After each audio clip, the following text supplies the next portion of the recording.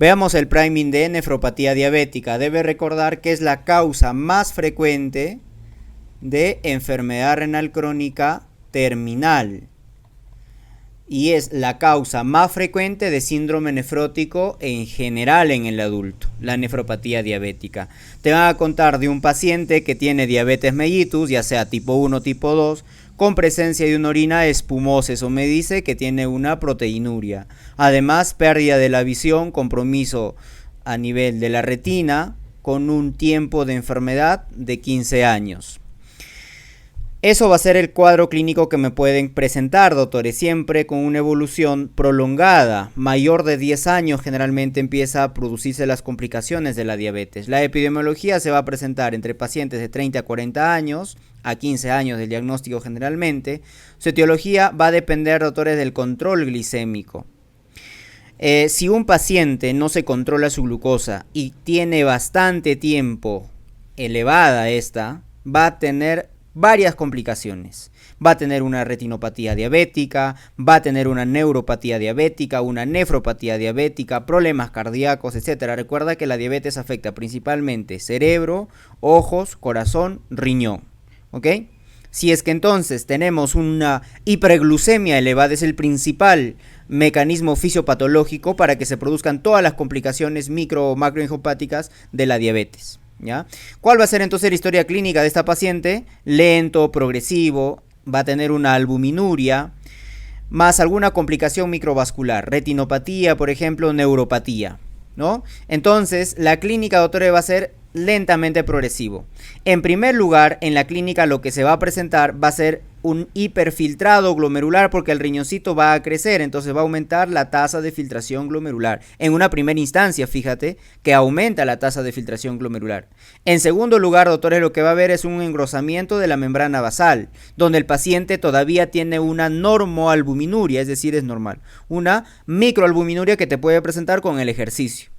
En tercer lugar, lo que el paciente va a tener es una microalbuminuria ya persistente.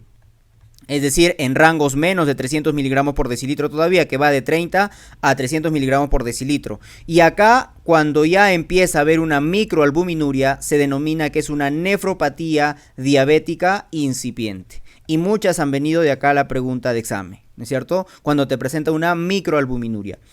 Luego, después de producirte una microalbuminuria, te puede presentar una proteinuria intermitente.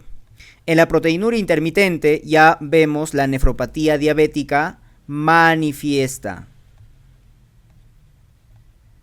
Cuando había una microalbuminuria persistente, era una nefropatía diabética incipiente. Cuando ya hay una proteinuria, es decir, mayor de 300 miligramos por decilitro, hablamos de una nefropatía diabética manifiesta. Luego se va a presentar una proteinuria, pero ya persistente. Y en una proteinuria persistente, acá vamos a empezar a disminuir o a ver que hay una disminución de la filtración glomerular. Además, hay aparición de hipertensión arterial. ¿Ok?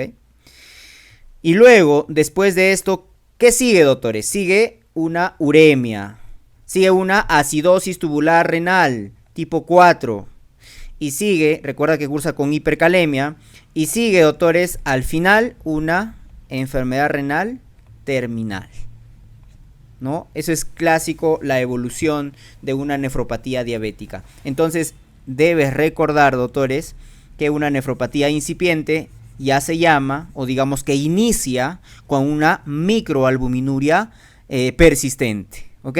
Bien.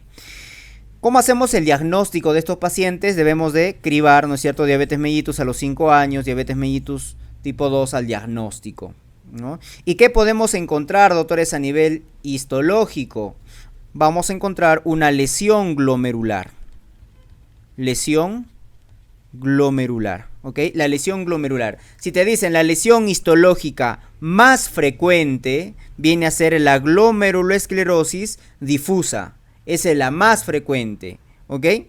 Si te dicen la lesión histológica más, acá es específica, ¿ya? Si te dicen la lesión histológica más específica, eso, doctores, viene a ser la glomerulosclerosis nodular de Kimmelstein-Wilson.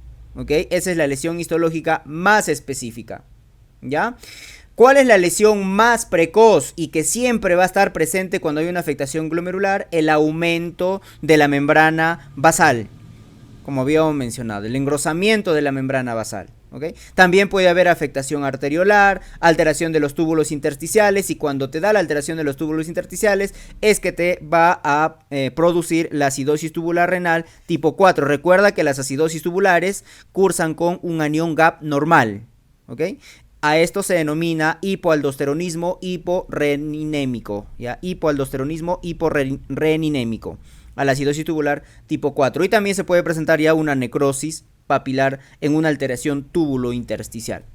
El tratamiento de la nefropatía diabética se tiene que controlar la proteinuria y la presión arterial, doctores. Ese es el manejo, el pilar del tratamiento, por lo tanto, va a ser IECA, y vamos a dar, doctores, IECA o ARA2, cualquiera de los dos podemos dar. IECA o ARA2 son el pilar del tratamiento de una nefropatía diabética, y de esta manera controlamos la proteinuria y controlamos la presión arterial. Incluso se da IECAS, por ejemplo, en pacientes normotensos. Y también debemos hacer un control glicémico con SGLT2 o un inhibidor de la GLP-1.